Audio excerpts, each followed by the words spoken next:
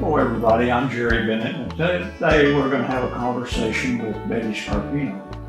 A lot of you know her as the editor in the past of American Woodturner magazine, but her primary impetus has always been sculpture and woodturning. She is an artist in her own right and has many pieces in collections all over the world, including the Renwick. So we're very happy to have Betty with us today. Thank you, Jerry. Thank you very much for being here. Delighted. How important has the AAW been to you? Wow. You weren't ready for that, were you? Well, it's complicated because it has meant the world to me. It's been a community for me. It has been a safe place to grow up as an artist because I made typical teenage mistakes, blunders, embarrassing times. And as I grew and matured as a person, as an artist, as a communicator, both through my demonstrating and teaching, the field was growing also, and they were not so critical as the larger art world would have been critical. Oh, okay. So it was it was comfortable for me to do that within those confines and be accepted and be encouraged within that. So it's meant the world to me.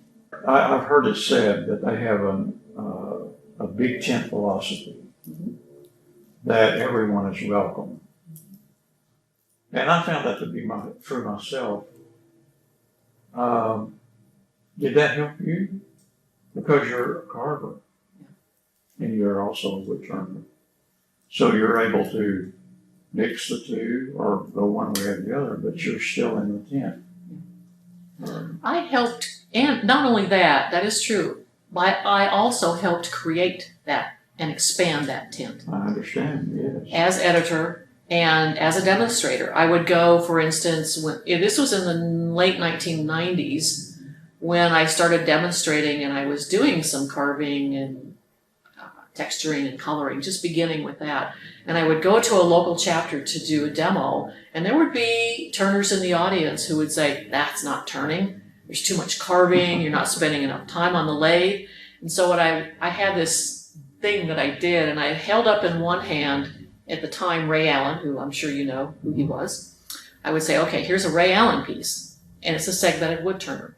And I know that Ray Allen spent less time with his piece on the lathe than a Betty Scarpino piece. Mm-hmm. So here's Ray Allen. It looks like a turning. It looks like it had to have been created almost entirely on the lathe. And you can all agree that this is a turned element, a turned item. It belongs within the turning field. And here's a Betty Scarpino piece that I started it on the lathe. And sure, I cut it apart and I cut it and carved it, embellished it, but I can guarantee you my piece was probably on the lathe longer than that Ray Allen piece. Yeah. So I get to belong. That's right. Well, this is the reason I asked you the question, because I knew your role in making it available for everybody, including myself.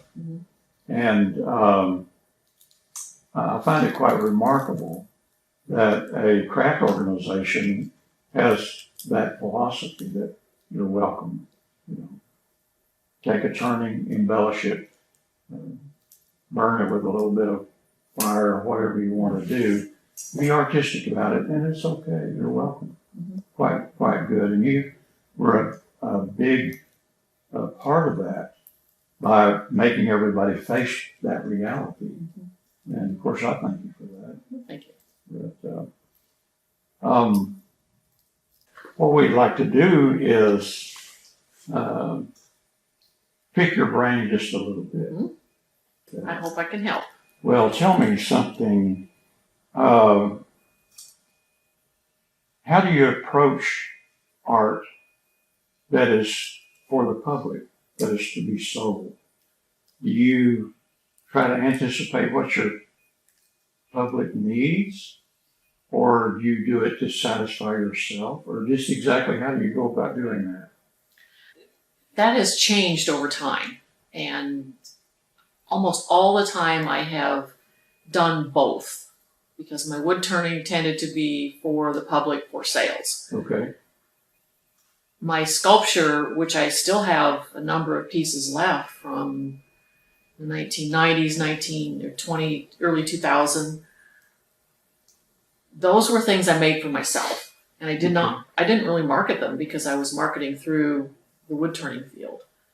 So it's a double approach for me. Mm-hmm.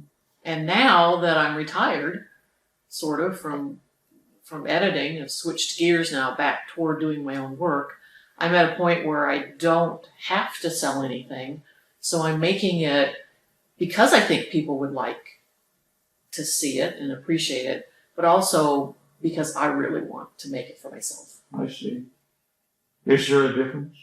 Well, I think there probably is, because if I'm consciously making something for someone else, the public, my energy has a different focus than if I'm making it just purely for myself and for my own pleasure, my own interest.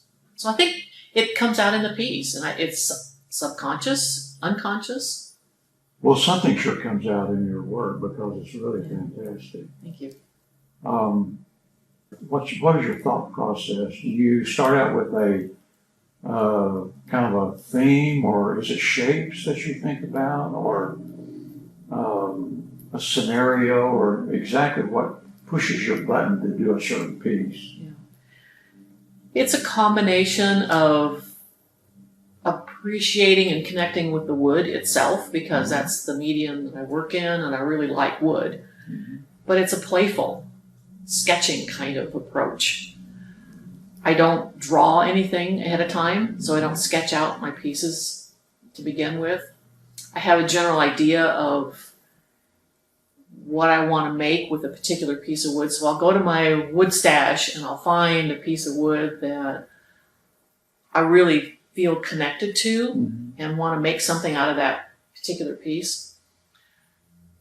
And then I'll maybe just sometimes just drill a hole in it, not ever in the middle of it, but off to one side or at the bottom or something.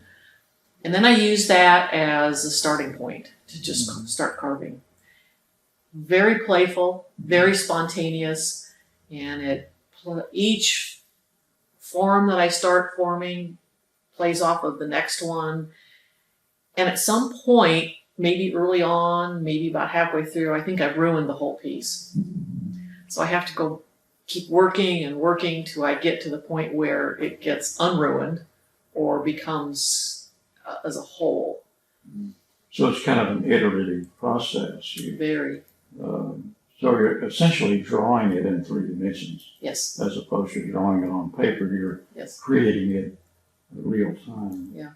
I may draw a few lines once I get going. Mm-hmm. I'll have something that I'm not quite sure how it's going to come together, and so I'll take a pencil or chalk and I'll draw a line and see how it might connect to the other side. Yeah. And I start following that, but it doesn't mean that I'm going to continue following it. Yeah.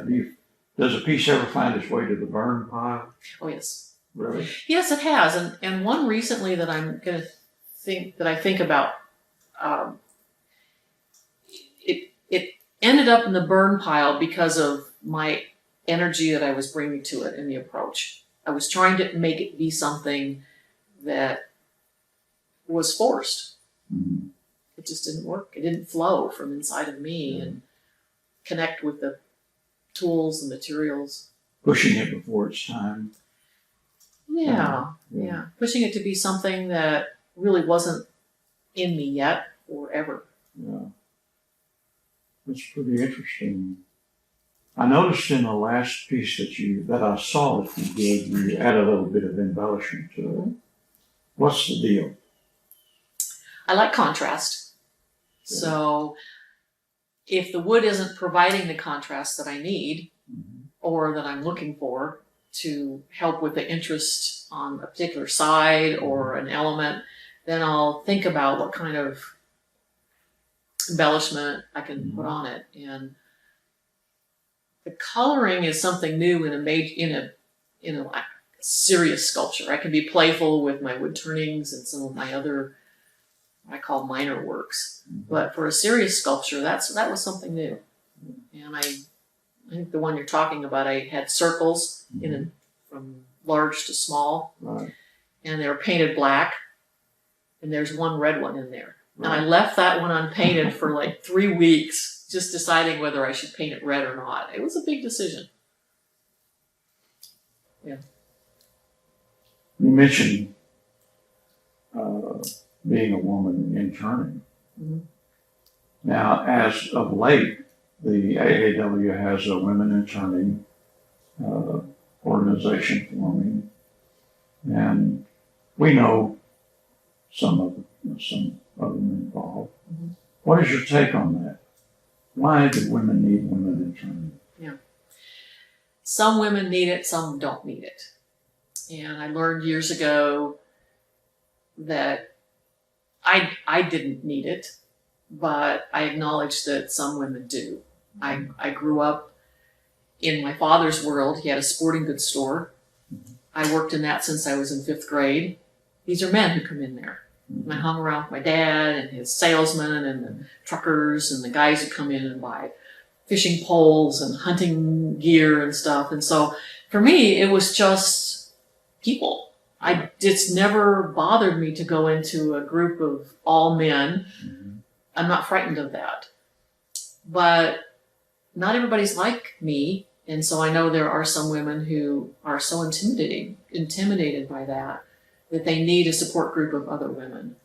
So I helped get that organization started along with a number of other women. That kind of makes sense because not every woman is comfortable with entering into a man's world and turning wood and all that sort of thing. So I think what you're doing with that is a good thing because there's some remarkable women turners in the AAW. As a matter of fact, Peggy and I was taught turning by a female, and wonderful class. And it took. It obviously did. It worked great.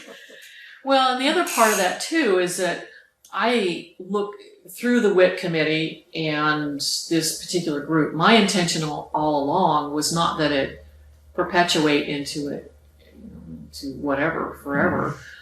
I just hoped there would be enough women that it wouldn't be needed. That was my intention, and it may end up being that way. When I go and do a demonstration and I'm introduced as one of the best women turners, I kind of brittle at that, and I just want to be one of the best turners. So when we get to the point where we don't have to say, would you ever introduce a man and say, one of the best male turners there is? No, that wouldn't happen. So I just want to get to the point where a woman, if she is one of the best, to say one of the best turners. One of the most creative people that we know is Janice Levi. And she's been turning for quite a while, but her creativity is really off the charts, And I think as you make the slots available, make it comfortable for people to do things like this, I think you're going to see more and more women get involved in the creative process. At least that's the hope. It's headed in that direction. Yeah. It's almost, you can't stop it now. Yeah, that's true. A long time ago, when Peggy and I started turning, I bought a bunch of books, we're turning everything. And one of the guys that was in there was Melvin Fermiger. You probably heard him, I'm sure. And he would cut real thin layers and let them all crinkle up and everything. I thought that was pretty cool. And different ones have tried different things, but one guy that kind of sticks out is Michael Hasselhoff. It's kind of off the wall a little bit. What's your take on Mike? Yeah, he's just so creative. He's having fun. It's serious with him, but it's not serious. He doesn't take himself seriously. He's innovative. He explores, and anything that he figures he wants to make, he will make. So I've heard a lot of people talk very fondly of him as a teacher. Mhm. And I think he's had a lot of influence on people and their art because he experienced a lot. he did on me. Yeah. That class that I took the first actual wood turning class that I took, other than learning turning in college, was from Michael in 1994. And I did it specifically because I wanted to learn his playfulness, his approach. I didn't want to make his work, but I wanted to know some of his techniques. So I signed up for a class at Aramont with an AAW grant, by the way, and took his class. And it was the first time in his class that I cut a turned object apart. And I still remember the little one it was a little bowl that I had turned, and I put it on the bandsaw and I cut it apart, and it just kind of like, oh God, I'm gonna cut this thing apart. That was it. The floodgates came open, and it was then no big deal to cut apart a turning. So Michael was a huge influence on me, just for being there. I've heard that from other people. Yeah. And I know that you made a trip to China and I had to carve a quite large block of wood. What was it, 6 feet tall or something? It was like 6 feet tall. Yeah. 6 foot tall. Yeah. How in the world did you prepare physically for that? Well, that was right after I'd been editing for 6 years, sitting at a desk primarily. So I got out the biggest piece of wood I could find, put it on the carving table, got out some biggest power carvers that I have, started practicing the carving, but I also was lifting weights, walking a lot more, jogging. No, I don't jog, forget that. Riding my bicycle, and just in general exercising. Yeah. Were you happy with what you did? I was absolutely thrilled with what I did. Let me tell you a story about what happened. There were 20 Chinese and 20 internationals, although 2 of them couldn't come because they were during the Ebola thing, they couldn't come from Africa. So there were 2 rooms and pretty primitive carving conditions. And I ended up with a skin problem. So I think it was the morning of the 3rd day, I ended up at a doctor's office in the hospital. And I was gone all morning. It was a negative reaction to an insect bite, and then all the wet wood that was getting on me. So I was gone for half a day, and I came back and I worked in the afternoon. And I just kept working and working, and I finally got it finished. But I would go around to the other sculptors. They were carvers, they really weren't sculptors. And so I would go around and take pictures and look at what they were doing. And so I was interacting with all of the other people, asking about their work, taking pictures of their work. So I had some sort of connection with them. We went out to dinner a lot. And one of the traditions in China is when you're at a meal, you toast the other person. And so there's the 2 glasses of wine or beer or whatever you're drinking, or water if you want. And if you show deference and honor somebody, you lower your glass and clink theirs, and then you empty your container. So at the final meal on Friday, we had a huge, beautiful banquet on Friday. And we were seated at various tables. There were 10 of us, and it was Chinese, carver, or international, Chinese, international. And the guy who was sitting across the table from me, he had been carving near me, little Buddha-looking guy, just short, and he obviously was very well respected because the other carvers during the competition had been coming up to him and asking him questions.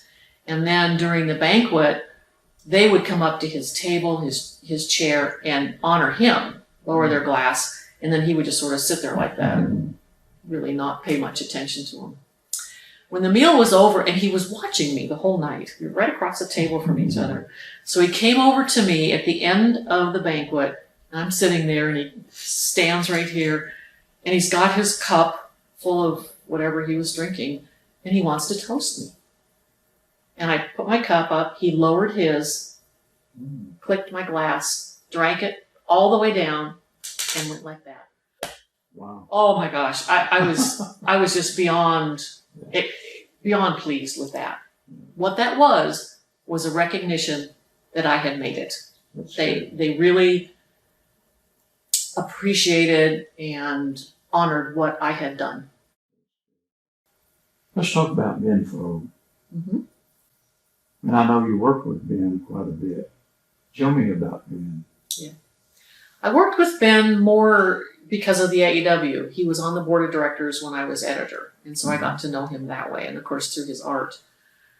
His approach was an approach of abundance. There is enough for everyone. Anything and everything that you want, there is enough of that. And that's his approach to marketing his own work and being inclusive of other people. Mm-hmm. The pie for Ben isn't just you get your slice, I get mine, and maybe mine's a little bigger. Everyone gets as much as he or she wants. And he sincerely means that. I have to share something with you that you did not know. Mm-hmm. Inadvertently, I received an email between you and Ben. Mm. In the email, you asked Ben if he had a photo that you had an empty spot. Mm-hmm. And asked him if he had a piece that you could put in his spot. Mm-hmm. And his reply was, I've been in there plenty of times. Why don't you pick someone that's never been in there? And I disposed of the email. I didn't, because it was private between you two. Mm-hmm. Was that the kind of guy he was? Absolutely was. When he was on the board, he had his major show at, I'm not remembering the gallery or what show it was. It was a major solo show. And I insisted on having a review of that show in the journal. Ben said, I'm not sure that that's appropriate because I'm on the board of directors. Maybe it's just not the right thing to do because it looks like favoritism or whatever. Mm-hmm. Well, I suppose there's an argument for that. He was being very kind and modest about it. But on the other hand, when we look back 10, 15 years from when that would have happened, it would have been just a major oversight not to have that review of the show in there. So I pulled editorial privilege, whatever, and I said, no, Ben, I really want this. And I think it was David Fry who wrote the article. Mm-hmm. It really needs to be in there. Mm-hmm. And he was a little unsure and reluctant about it just because of conflict of interest. I know my own personal experience, he was more than generous with me. Mm-hmm. And behind my back. Mm-hmm. I was sitting off to the side at sofa, and he wasn't aware I was there. He brought a very well-dressed person and showed them my work and said, you need to watch this guy. Mm-hmm. And they did. They talked about it and left. Ben never said a word to me about that. He was doing things behind the scenes. Is there another Ben out there? My guess is there probably are a few. Stoney Lamar did that for me once. Mm-hmm. Maybe more than that. So I think there are. Well, I'll tell you what, I have enjoyed this tremendously. And I hope you have too. And we're going to do absolutely. More of this. Thank you, Jerry. And thank you very much for coming. I thoroughly enjoyed it.